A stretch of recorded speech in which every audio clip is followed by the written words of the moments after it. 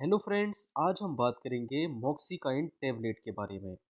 यहाँ पर हम जानेंगे मॉक्सिकाइन के यूजेस, मतलब कि इसके उपयोग, इसका यूज़ कहाँ कहाँ पर होता है और इसकी एडल्ट डोज क्या होती है और इसकी बच्चों में कितनी डोज देनी होती है। साथ ही साथ बात करेंगे इसके साइड इफ़ेक्ट्स क्या क्या हो सकते हैं और किन पेशेंट्स में इनको नहीं देना चाहिए। तो चलिए दोस्तों शुरू करते हैं। मॉक्सिकाइन सीबी। मॉक्सिकाइन सीबी में देखिए होता है एमोक्सिसिलिन और क्लेब्यूलेनिक एसिड। तो देखिए जिन मेडिसिन के अंत में सिलिन टर्म आ जाता है, CILLIN, वह मेडिसिन पेनिसिलिन ग्रुप की एंटीबायोटिक्स मेडिसिन होती हैं। तो मॉक्सिकाइन सीबी एक एंटीबायोटिक्स मेडिसिन है। देखिए मॉक्सिकाइंड का यूज़, मतलब इसका उपयोग कहाँ कहाँ पर किया जाता है। तो इसका उपयोग टॉन्सिलाइटिस, मतलब कि गले में खराश या टॉन्सिल हो जाते हैं, तब इसका यूज़ करते हैं। इसके अलावा ओटाइटिस मीडिया। ओटाइटिस मीडिया मतलब कि कान का बहना या कान के अंदर देखिए मिडिल एयर के अंदर बैक्टीरियल इन्फेक्शन हो जाना कहलाता है ओटाइटिस मीडिया। तो देखिए यहाँ पर देखिए एयर को तीन पार्ट में डिवाइड किया है। पहला एक्सटर्नल एयर, दूसरा मिडिल एयर, तीसरा इंटरनल एयर। अगर देखिए मिडिल एयर में अगर बैक्टीरिया का इन्फ्लामेशन या इन्फेक्शन हो जाता है तो इसको हम ओटाइटिस मीडिया के नाम से जानते हैं। तो ओटाइटिस मीडिया में भी यहाँ पर मॉक्सिकाइड का यूज कर सकते हैं। इसके अलावा डेंटल इन्फेक्शन, दांत के अंदर देखिए बैक्टीरिया के इन्फेक्शन के कारण अगर पस पड़ जाती है तब भी यहाँ पर इसका यूज कर सकते हैं। या फिर लंग इन्फेक्शन, फेफड़ों में देखिए बैक्टीरिया का इन्फेक्शन जैसे कि ब्रोंकाइटिस या निमोनिया हो जाता है, तो ब्रोंकाइटिस या निमोनिया के केस में भी इसका यूज कर सकते हैं। इसके अलावा यूटीआई। यूटीआई मतलब कि यूरिनरी ट्रैक्ट इन्फेक्शन।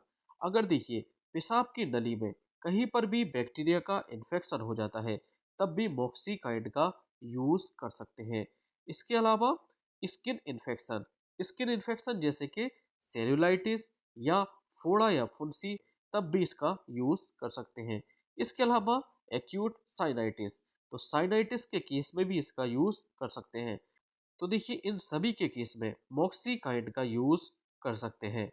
इसके अलावा बात कर लेते हैं इसकी डोज के बारे में। तो देखिए जो इसकी एडल्ट डोज होती है, जो बड़ों में इसकी जो डोज देनी होती है वो 625 मिलीग्राम देनी होती है।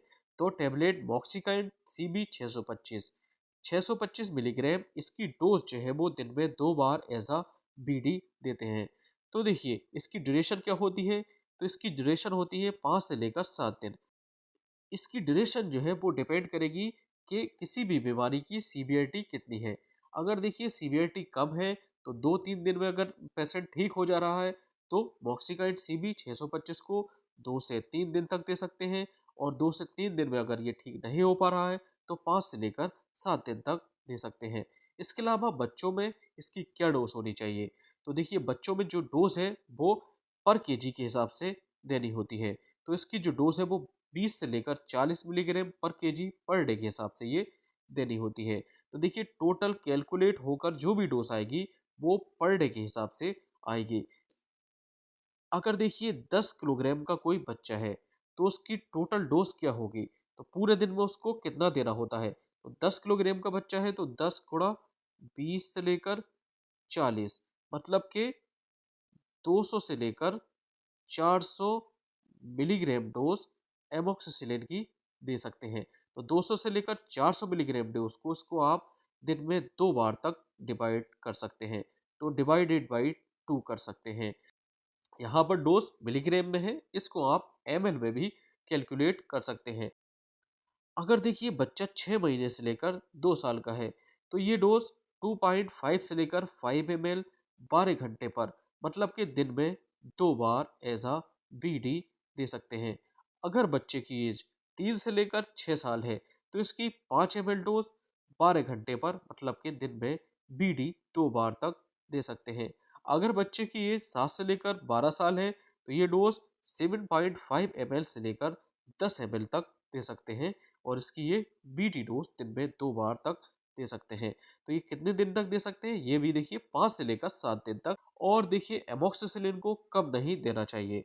इसको देखिए अगर किसी पेशेंट को पेनिसिलिन से एलर्जी है तब इसको यूज़ नहीं करना चाहिए, क्योंकि एमॉक्सिसिलिन देखिए पेनिसिलिन क्लास की मेडिसिन है।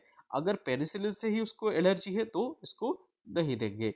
दूसरा देखिए वायरल इन्फेक्शन में इसका यूज़ नहीं करते हैं, क्योंकि देखिए वायरल इन्फेक्शन एंटीवायरल मेडिसिन देनी होती है, जबकि ये एंटीबायोटिक्स मेडिसिन होती है। और तीसरा, इसको लीवर प्रॉब्लम में नहीं देते हैं। अगर पेशेंट को देखिए जॉन्डिस मतलब कि पीलिया की हिस्ट्री है, तब ये मेडिसिन नहीं दे सकते। तो ये देखिए इसको हम अवॉइड करते हैं। और इस मेडिसिन के देखिए साइड इफ़ेक्ट्स क्या-क्या हो सकते हैं। तो देखिए इस मेडिसिन को लेने के बाद पेशेंट को डायरिया, जो कि कॉमनली पाया जाता है, या नोज़िया वोमिटिंग हो सकती है, उल्टी या मतली, या पेट में गैस बन सकता है, या एब्डोमिनल पेन, पेट में दर्द हो सकता है, बॉडी पर लाल रंग के चकत्ते बन सकते हैं, या भूख में कमी आ सकती है। तो ये इस मेडिसिन के साइड इफ़ेक्ट्स हो सकते हैं।